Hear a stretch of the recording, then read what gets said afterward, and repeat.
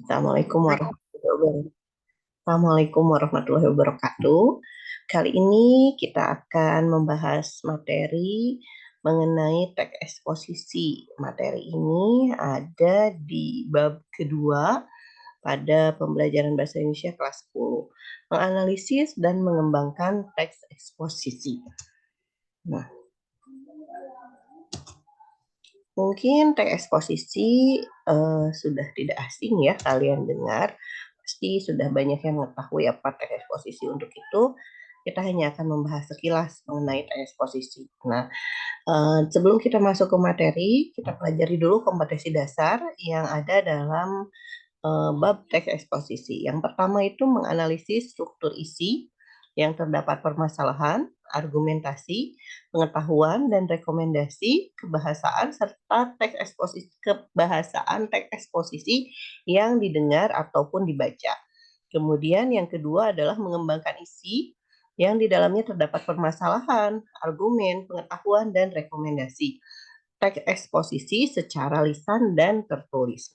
Indikator dari kedua kompetensi dasar tersebut adalah yang pertama, peserta didik mampu mengidentifikasi tesis, argumen, dan rekomendasi dalam teks eksposisi yang dibaca dan disimak. Kemudian yang kedua, peserta didik mampu membedakan fakta dan opini dalam teks eksposisi yang dibaca dan disimak. Yang ketiga, mampu melengkapi tesis atau pernyataan pendapat dengan argumentasi yang tepat. Yang keempat, yang terakhir adalah menyampaikan kembali isi teks eksposisi dengan bahasa yang berbeda. Nah, kita masuk ke materi. Apa itu teks eksposisi?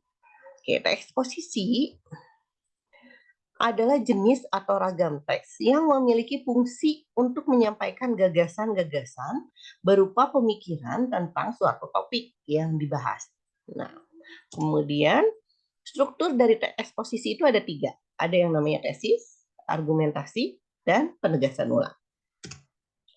Mengidentifikasi tesis, argumentasi, dan rekomendasi yang terdapat dalam eksposisi. Ada beberapa cara bagaimana kita mengidentifikasi yang mana sih tesis, yang mana sih argumentasi, dan yang mana rekomendasi. Nah, yang pertama harus kita lakukan ketika ingin mengidentifikasi tesis, argumentasi, dan rekomendasi, kita itu harus mampu mengidentifikasi ide pokok dalam setiap paragraf.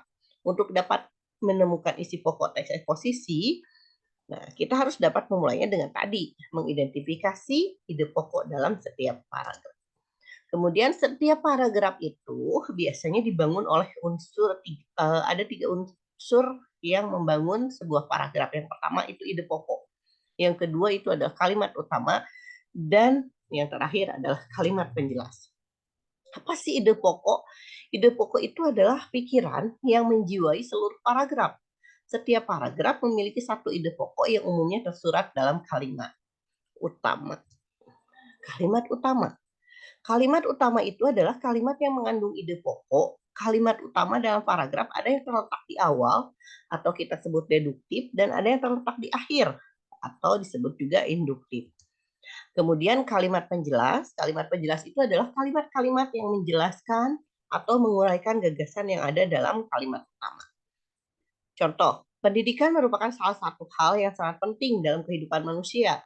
Melalui pendidikan, seseorang dapat mengenali jati dirinya sendiri. Jati diri tersebut tentu saja terbentuk dari karakter yang dimiliki oleh seseorang. Nah, dari kutipan paragraf ini, menurut kalian, ada di mana sih ide pokoknya atau kalimat utamanya? Deduktif atau induktif? Ya, benar. Kalimat utamanya itu ada di awal atau deduktif, yaitu pendidikan merupakan salah satu hal yang sangat penting dalam kehidupan manusia. Ide pokok dari kalimat utama tersebut adalah bahwa pendidikan itu sangat penting dalam kehidupan. Nah, kemudian dalam eksposisi kita juga akan menemukan yang namanya kalimat fakta dan kalimat pendapat. Fakta itu adalah hal, keadaan, atau peristiwa yang merupakan sesuatu yang benar-benar terjadi. Jadi kalau kalimat fakta itu tidak bisa terbantahkan dan setiap orang akan sama.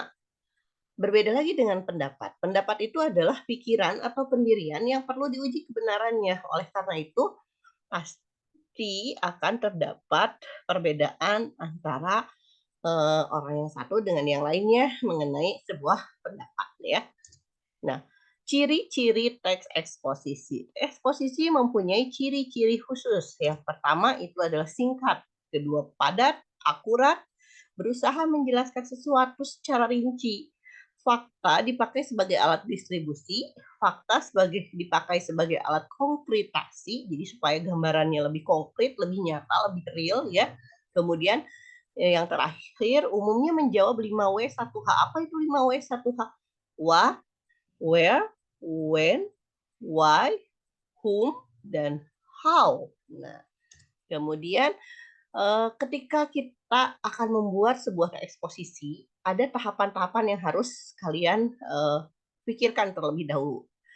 Yang paling penting kita harus punya dulu kerangka karangannya ya. Nah, langkah-langkah mengembangkan eksposisi yang pertama, kita harus memahami topik apa yang akan disajikan. Jangan kalian membuat sebuah teks eksposisi tanpa kalian mengerti bahasannya itu tentang apa gitu ya. Kemudian yang kedua, kumpulkan data atau informasi fakta yang terkait dengan topik. Nah, yang ketiga, pembahasan dengan mengembangkan gagasan pokok, mengumpulkan data yang sesuai dengan topik, dan yang terakhir mengembangkan kerangka karangan. Jadi setelah kalian data-datanya terkumpul, buat sebuah kerangka, kemudian nanti dikembangkan kerangka karangan tersebut. Jadi kalau di kerangka karangan itu kan kalimat-kalimat utama, nah nanti kalian tinggal tambahin kalimat-kalimat penjelas di situ. Kemudian mempresentasikan teks eksposisi. Mempresentasikan teks eksposisi itu adalah menampilkan. Menampilkan teks eksposisi itu ada dua macam, bisa di kelas ataupun dipublikasikan di media. Nah, agar teks eksposisi yang kamu tulis dapat dikomunikasikan, maka kamu harus mempresentasikan atau mempublikasikannya. Kalau presentasi itu biasanya kita lakukan di ruang kelas, di hadapan teman-teman. Sementara kalau publikasi itu biasanya dilakukan melalui media online ya, lewat Instagram, lewat Facebook, lewat YouTube, atau media yang ada di sekolah misalnya di mading atau bulletin dan sebagainya. Nah, kemudian rupanya cukup sekian materi mengenai dari teks eksposisi ini. Mudah-mudahan kalian paham.